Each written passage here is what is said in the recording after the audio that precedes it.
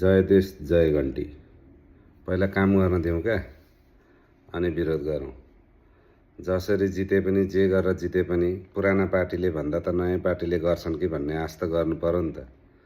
पहिला काम गर्न देऊ, अनि काम गरे पछाडि नै थाहा हुन्छ।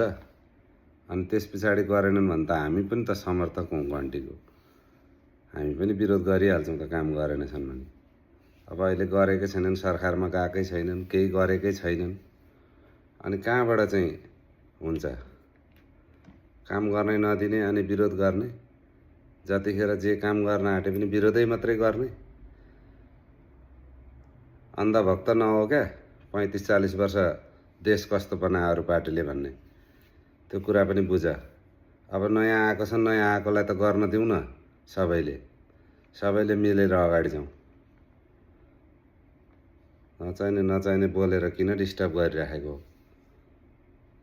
प्रत्यक्षमा 2 करोड पेपर छापे, समानुपातिकमा 2 करोड छापे, सिधै छ त। अनि त्यो के, त्यसको के षड्यन्त्र हो र? अनि सबै त्यसमा घन्टीले नि ल्याएको भए चाहिँ किन अरूले जित्थ्यो होला नि त?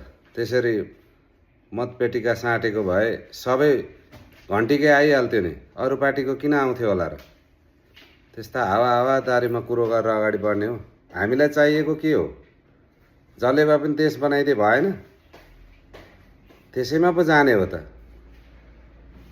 यो अचम्म नि होइन, के साह्रो अन्धभक्त भएका हो?